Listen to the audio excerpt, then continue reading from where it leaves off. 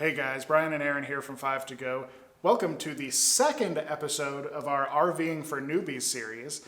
Today we're going to talk about buying RVs, or shopping for RVs more specifically. We're going to talk about new versus used, buying from a dealer versus buying private party.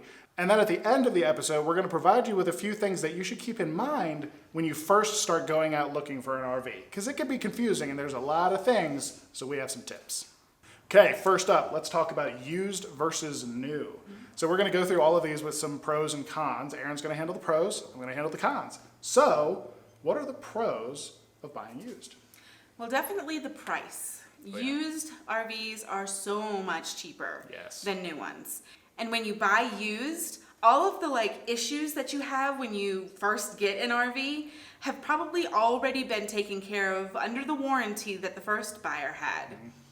Also, I had this, we bought a new one before and I felt really guilty about renovating anything, and so we kept everything the same. Yeah. But if we buy it used, I have no problem with ripping this out or painting this or trying different things. So, because, it's already been used. It Right. doesn't have that new car smell or new RV Right. smell.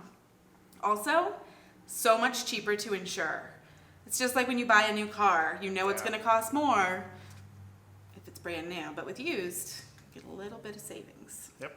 So the cons of buying used is you aren't going to have a manufacturer's warranty. That's really the first and foremost. That's the big one that sticks out in everybody's head. Mm-hmm. You're not going to have that warranty from Grand Design or Jayco or Thor, whoever manufactures that RV. Mm-hmm. The manufacturer's warranties tend to be pretty good.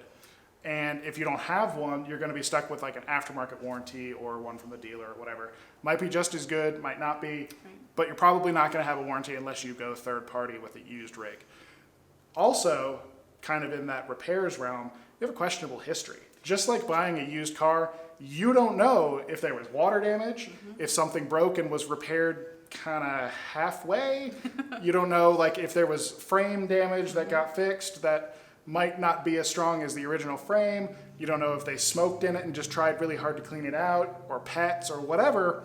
You just don't know. It's used, right? And then also down that line, repairs. You don't know how many repairs were done. You don't know if they were done properly. You don't know if modifications were done, if these modifications were done properly. Really, it's just a big ball of unknown. Mm-hmm. And if you're comfortable with that for the amount of savings you're going to get, then used is probably the way to go. And finally, with used, you really have a limited selection. You can't just go into a dealer and be like, I want this floor plan with these options at this price or whatever. You get what you get, right? You have a used selection at an RV dealership, you have a used RV at the guy down the street, and that's it. You're not going to be bundling on options and all of that stuff. All right, so those are our thoughts on buying used. So how about new? What are the pros of buying a new RV? Well, you're the first owner, which is important to me because nobody else has gone to the bathroom in your toilet. This is true. It's important. Also, you know what's going on with it, and it still has that new RV smell. Also, you get a manufacturer warranty, and some of these are really, really awesome, and some are not. It just really depends on who you bought your... And a lot of that depends on the dealer. Right, too. who you bought your RV Yeah. from, and who is the manufacturer. Yeah. You can pretty much bet there aren't any hidden issues. There could be. There could be. But for the most part, you're not going to have, years of wear and tear on something that you might not be able to see because it's a brand new rig. Also, you get to choose the options. If you're buying a brand new rig and it's not on the lot yet, you can choose whether or not you have, this color of fabric or the extra thing in the sink or whatever it might be. You get to choose that. Versus a couch. Right. There's a lot of options. Lots of options. So that's kind of nice. If you know exactly what you want, you can usually get it. But I'm going to slip a con in there. You're going to have to wait for it. Because when you order options on a rig, unless there is one out in the country somewhere that they can just divert or Right. move to that dealer, you're going to wait to get those options. We've heard up to 6-8 months sometimes. So you want double paned windows? Don't wait for those. So the first con when buying new, of course, is price. Now, the amount you're going to spend on a brand new RV versus a lightly used, maybe even a 1-year-old RV, it's very similar to cars. As soon as you drive that RV off the lot, the price just drops and it just goes away. You'll never get it back. So that's one thing really let's be honest, that's number one with new versus used is price. And my final con with buying new is you have to go through a dealership. Like you can get private party used RVs or you can buy used at a dealership. But to get new, of course, you have to go through a dealership. And as we're going to talk about in the next section, there are pros and cons with buying from a dealership as well.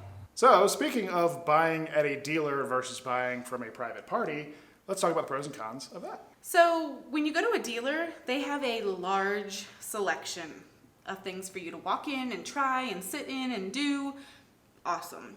You can also negotiate repairs or any upgrades into that price. Another great thing about dealerships is they do a pre-delivery inspection. So you're going to be able to go through your entire RV with a tech that can explain all the buttons to you and all of the mechanisms that are in an RV, because we didn't know and we needed that, absolutely. When you buy a used RV at a dealership, you're able to get a warranty from them usually. And you can roll that right into your financing. Yeah, if you need to. So let's talk about some cons about going to a dealership. Would you like fabric protection with that? Do you want scratch guard with that? Would you like a tire protection plan with that? We have all sorts of different options. Would you like this one, this one, this one, or this one? Upsells, man. There's so much pressure and I hate it. I hate it when you have to go back into the extra guy's office. You know how it is. If you go into a dealership, you're going to have the pressure of upsells. Now, whether you crumble to that or you're just very annoyed by it like we are, that's just the reality of it. It sucks, but you know. And also along those lines, there unfortunately are a lot of dealerships that kind of do some shady things.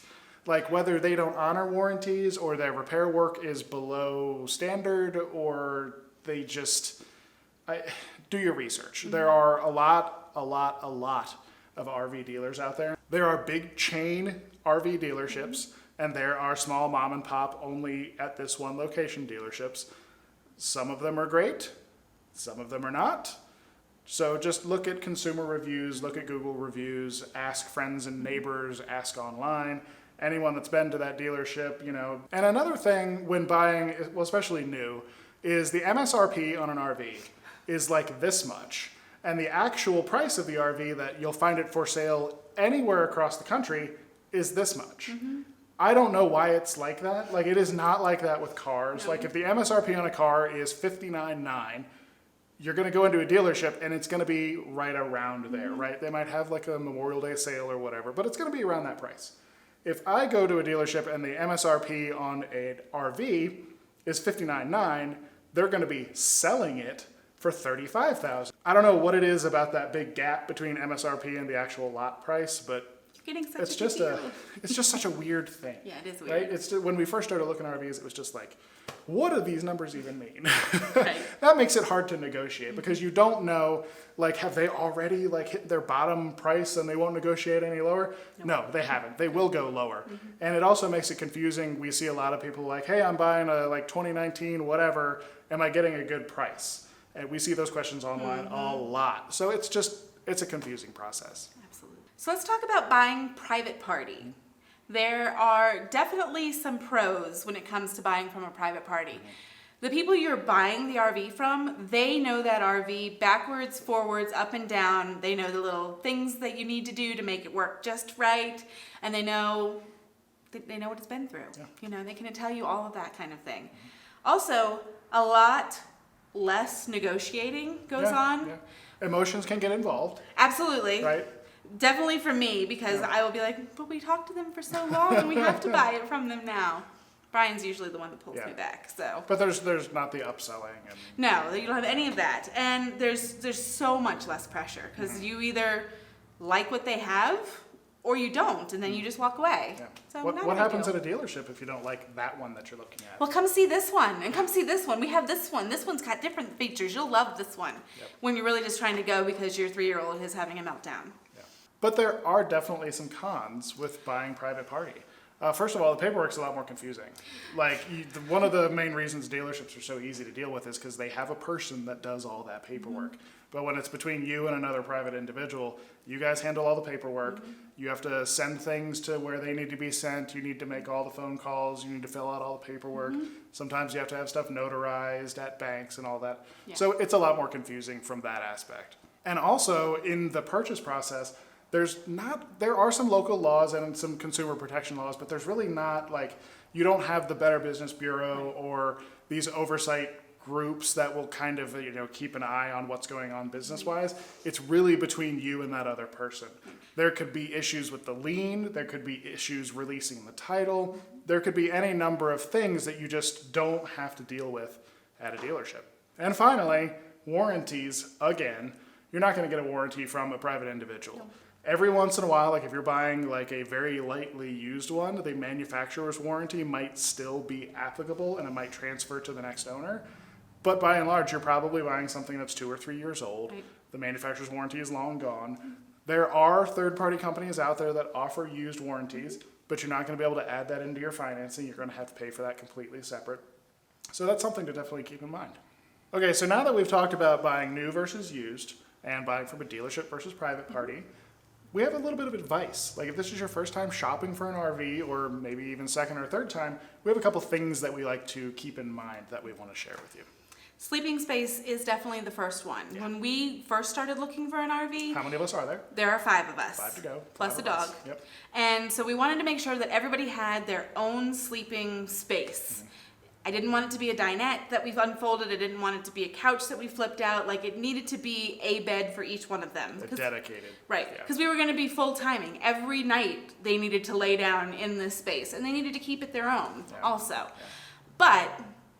if you're not full timing, that might not be a concern. Right. The things that we're looking at now, we were a little more flexible on the sleeping space. Yeah. So we're looking for a motorhome, like a Class C or a small Class A or something, with like a cab over for the girls probably, and then a bed in the back for us. And then Ben, he could fit on a dinette or on a couch, or he can sleep with us, or he can sleep with the girls. Like, we're not as worried about having a dedicated space or converting a space, because we're going to take it out for weekends or a couple weeks over the summer, over winter, stuff like that. So without it being full timing, it's not as big of a concern. So think about how you're going to use your RV and where people are going to sleep. Right. Think about storage too. Oh, yeah. Because some of the rigs have so much storage and some don't have any at all. Yeah. And if you're just kind of taking this out on the weekends a couple of times during the summer, how much storage space do you really, really need? Yeah. Where it could be space that's in your living room or space that's in your bathroom that you can then actually use that space a little more comfortably. Yep. If you're going to be full timing and you like to bring all of your lawn ornaments, maybe you need all of that storage space. Yeah. But really think about that. Yeah, another thing to keep in mind too is if you are towing something like a fifth wheel or a travel trailer, all of the stuff you put in that space goes towards your maximum capacity for your tow vehicle. So we've seen fifth wheels with like huge basements, just like acres of space. Oh. But if you fill those up with bins of clothes and like pots and pans and glassware and dishes, and that stuff all weighs a lot, and it adds up very, very quickly. So keep that in mind too with storage. Like, you probably don't need as much storage as you think you do. So maybe look for a rig with a little less storage. Plenty of room for clothes, plenty of room for the kids' stuff, plenty of room for the dog. But you really probably don't need the big, huge basement. Right. I also wanted to talk about the kitchen and kind of what you bring to cook with and what your style of cooking is. So I know that's kind of your area. It is. So there are a lot of gadgets that people like to cook with. But you really just need to bring the necessities, right? You need plates and bowls and cups, and preferably things that can't break, because RVs are rolling earthquakes. Yes. So you don't want, a bunch of fancy things that'll shatter. We had a lot of plastic, like reusable, like plastic cups and plates from IKEA that worked really well. But when it comes to gadgets, one cutting board, 1 or 2 good knives, like a big one and a paring knife, pots and pans, like one good sized pan, maybe a small pot and a large pot. Just really think about what you make and just bring the stuff for that. Have as many multitaskers as possible. That's what I was gonna say. You don't want to have things that only do one job. Right. Unless it's something very important to you, like coffee. And if you're only doing this on the weekends and when you're going out with friends and it's a big group and you're probably going to be cooking outside, you might not need to bring all those casserole dishes. You might not need to bring an Instant Pot. Like, really think about how you're going to cook when you're going to be using your RV. Yeah, and I think, because we did full timing before, so we had everything with us. I think for this rig, I'm going to have the travel set of kitchen things. that's going to stay in the rig. It's a great idea. Yeah, I don't want to like have to bring things in and out. You know, if we decide to just go for the weekend and hop in and go, I don't want to be like, oh, did I bring all the kitchen stuff or whatever. I want to have like a second set, probably cheaper things that lives in the rig. That way we're not bringing things back and forth, and I know everything's in there, and I know it's lightweight, and it fits and works for us. Perfect. We reached out to our patrons to see if they had any advice that might be helpful to you as well. And one thing that came up was kind of think about how you might outgrow the rigs you're looking at. Literally outgrow. Yes, because if you have a bunch of little kids right now that fit just perfectly in the little bunkhouse that you got, they're going to get bigger, and they're going to get bigger quickly. Yeah. And will you still have enough space once they're 10, 11, and 12, or even older? Because if the kids are outgrowing that rig too fast, it's kind of expensive to get a new rig every 2 years, you know, because resale values and such. So maybe think ahead and get something that has larger bunks or has room to expand if you do a couple easy modifications. We hope you found this episode helpful. In our next episode, we're going to talk about RV shows. They are a great place to go to see a lot of RVs, but they can be a little bit intimidating because there's a lot of stuff going on, and there's a lot of people moving around, and there's a lot of RVs, and they're all plugged in, and there's a lot of music everywhere, and there's a lot of vendors. It's just a lot of stuff, right? So we actually have an RV show coming up next week here in Colorado. So we're going to go to that RV show. We're actually going to film 2 episodes. We're going to film a normal vlog episode because we are actively shopping for a motorhome. Yep. So we're going to do 1 episode about that. And then episode 3 of this series, RVing for Newbies, is going to be all about RV shows, how to tackle them, how to kind of break them down and focus on the things you want to do, or just to go and have fun. Yeah. So stick around for that, and we'll see you guys in the next episode. Bye. Bye.